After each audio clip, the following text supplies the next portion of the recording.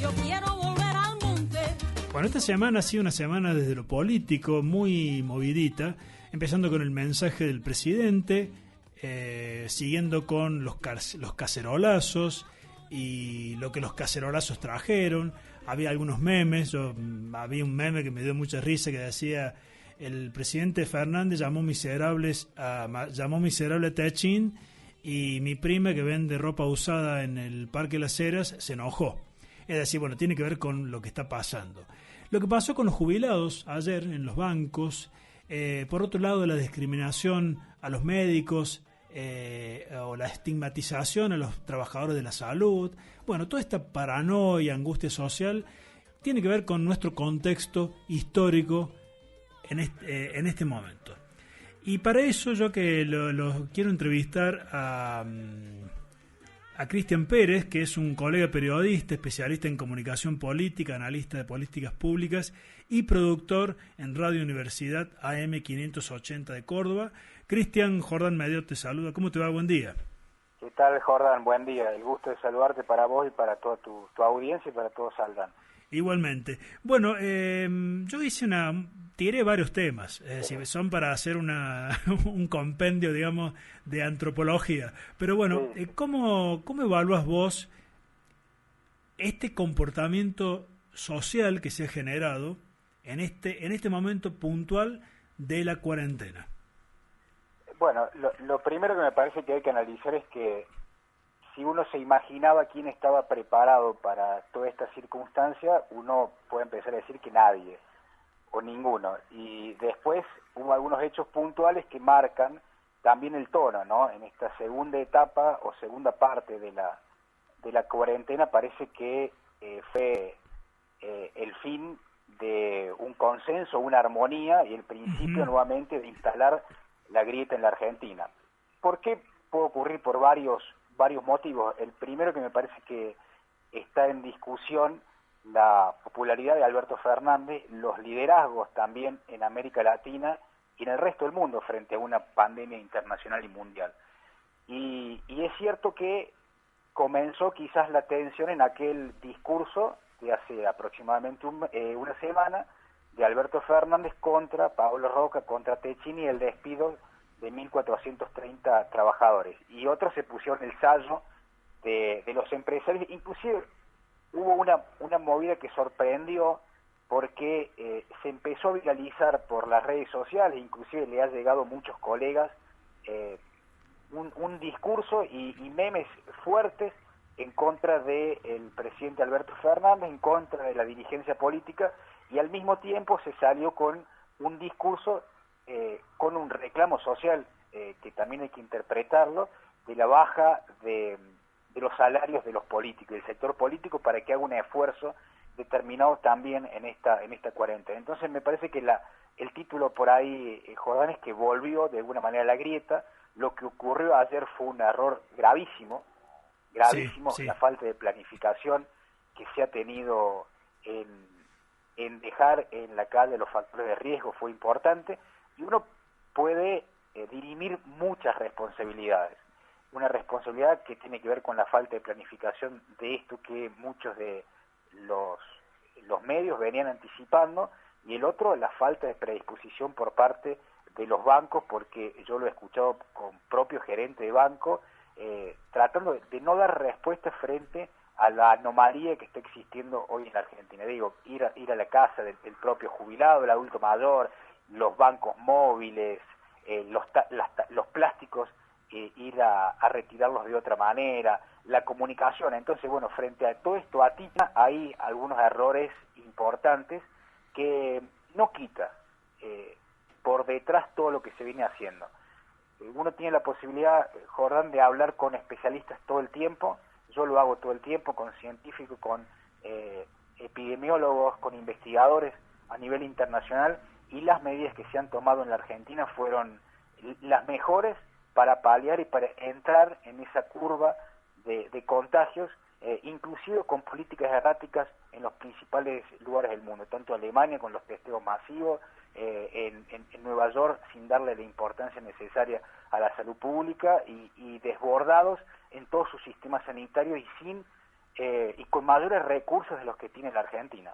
Sí, a eso tenemos que atenernos justamente a los resultados que ha generado acá en la Argentina las políticas preventivas que tomó el gobierno nacional desde la hora cero, desde que se detectó este problema mundial. Es decir, de todos modos, yo lo que quería plantear, y en estos temas a mí me interesa problematizar, porque me parece que es la forma, digamos, de que la comunidad empiece a comprender de qué estamos hablando realmente, cuáles son las discusiones de fondo, y que también haga un ejercicio del pensamiento crítico, porque si no vamos a seguir encorsetados en lo que los grandes medios hegemónicos intentan proyectar. Ahora, yo creo también, a ver, no sé si vos estás de acuerdo, que esta paranoia, esta angustia, este cansancio del aislamiento también les está tocando a los factores de poder que intentan instalar una agenda que es contraria justamente a los intereses del pueblo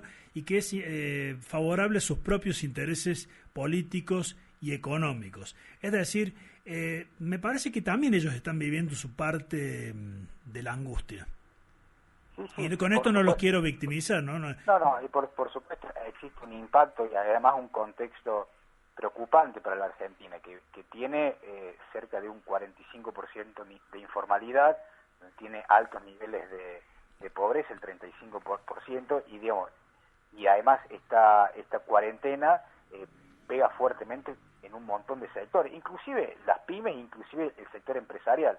Pero la lógica de la construcción, porque también me parece que luego de estos días que uno ha generado cierta paciencia y que ha generado cierta reflexión, nos tiene que llevar a reflexionar sobre los roles del Estado.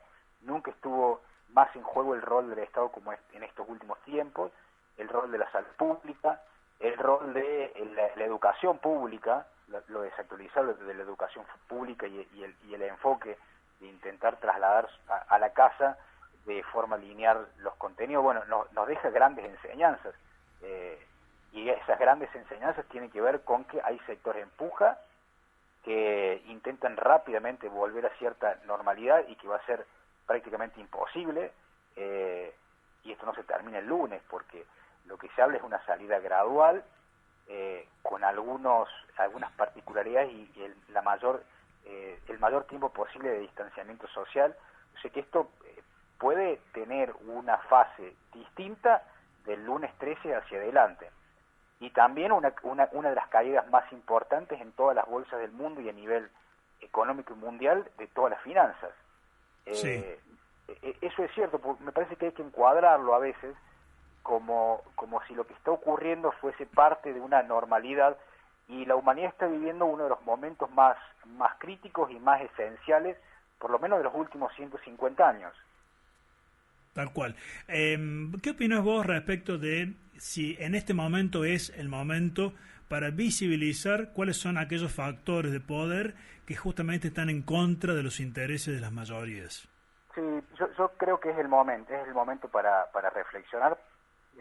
Yo hace poquito he conversado también con colegas qué es lo que va a quedar después de esto, si vamos a poder ser los mismos o la sociedad puede funcionar de la misma manera. Y hacía hincapié, me parece que en algunas cosas muy concretas. Primero, el rol de la ciencia y el rol de nuestros maestros y médicos, ¿no? Cuando uno vuelva a cierta normalidad, me parece que hay que reivindicar cierta perspectiva y cierto compromiso. El otro tiene que ver con los liderazgos frente a las crisis sanitarias mundiales. También el rol del trabajo, el tiempo versus la productividad y los roles de teletrabajo. Me parece que ahí hay que plantear grandes desafíos. La distribución de riquezas y compromisos en los roles de los estados. Los bancos, el sistema bancario ayer se vio desbordado en la complejidad de la Argentina, que tiene uno de los sistemas menos bancarizados del mundo. El más bancarizado en América Latina, pero uno de los menos bancarizados con respecto al mundo, y el impacto ecológico y el impacto que tiene el transitar de la productividad y el sistema capitalista como enfoque, ¿no? Me parece que otro de los ejes lo tocaste vos recién, la alimentación. Sí, sí. Generar los anticuerpos necesarios y que el ser humano se entre allí. Y bueno, hay varias cosas. Hay una metáfora que yo la estoy poniendo en este momento, que es, estamos viviendo el momento que entramos a una habitación a oscuras y obviamente nuestra vista no está acostumbrada a la oscuridad, y a medida que pasa el tiempo empezamos a visibilizar cuáles son los muebles y los obstáculos que tenemos en el camino, hasta que hacemos de la oscuridad algo natural y que podamos justamente manejarnos cómodamente. Cuando se abra la ventana y entre la luz, nos vamos a encandilar. Y eso creo que va a ser el momento clave para ver de qué manera esta sociedad mundial da un paso adelante, ¿o no? Sí, por supuesto. Me parece que no es en vano lo que está ocurriendo a nivel mundial, de que el humano se encuentra y la humanidad se encuentra frente a una bisagra determinada, y hay que ver todas esas cosas, esos obstáculos que se tienen, es uno de los factores importantes de cambio de cara a futuro. Yo comparto plenamente, y esa ventana o esa luz que hace referencia va a ser paulatina, probablemente, pero me parece que no podemos pensarnos de la misma manera, ¿no? Y me parece que todo el mundo ha tenido un rol determinado en esta cuarentena, los que se quedaron, los que pudieron trabajar de forma remota, los médicos, los docentes, Uh-huh. Y quiero hacer un paréntesis allí porque me parece que se está perdiendo una oportunidad histórica de tratar de explicarle a nuestros hijos qué es lo que está ocurriendo y no seguir como si el mundo siguiese de forma normal. Están ocurriendo cosas, nuestros hijos preguntan, y la escuela no está tomando este momento histórico tratando de enseñar como parte de la realidad. Me parece que hay una falta de enfoque tratando de seguir una currícula que no tiene nada que ver con los procesos, y bueno, y de eso también se trata, ¿no? De cuando se empieza a abrir esa ventana, de explicar qué es lo que está ocurriendo, qué es lo que ocurre con la ciencia, qué es lo que ocurre con el conocimiento, qué es lo que ocurre con lo educativo, y bueno, y es todo un desafío para todos, lo tecnológico, las formas de relacionarnos. Yo comparto esta mirada y esperemos que no nos olvidemos de los proyectos colectivos y comunitarios. Bien, para terminar, o sea, te quería hacer una pregunta. ¿Vos pensás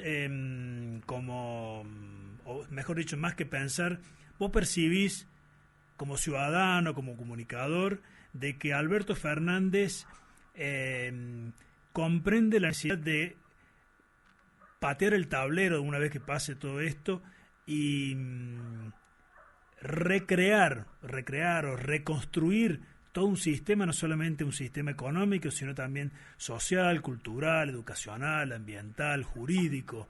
¿Crees que la clase dirigente nuestra, encabezada por Alberto Fernández, está en esa línea? A mí ha generado esta crisis sanitaria es que surjan liderazgos muy definidos y muy bien posicionados. Esto se ha visto en gran parte de liderazgos mundiales. Los que eligen situarse en la perspectiva del cuidado de su sociedad y el costo humano, y los que eligen la economía.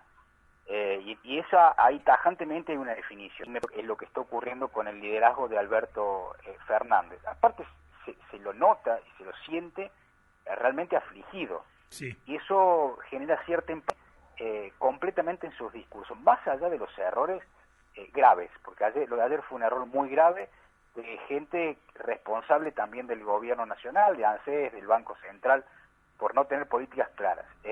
Inclusive sé que hubo un enojo muy fuerte en el día de ayer. Sí. Entonces se nota que hay una preocupación y se nota que es el liderazgo que necesitaba la Argentina para transitar uno de los momentos más críticos por la situación económica, por la vulnerabilidad de los sectores populares, por la ferocidad y la sagacidad de los sectores concentrados, porque ahora empieza también la sagacidad de los sectores concentrados.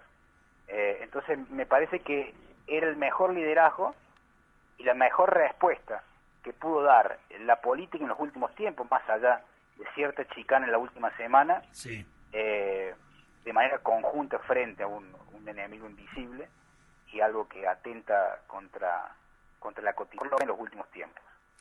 Bien, Cristian, te agradecemos muchísimo este testimonio.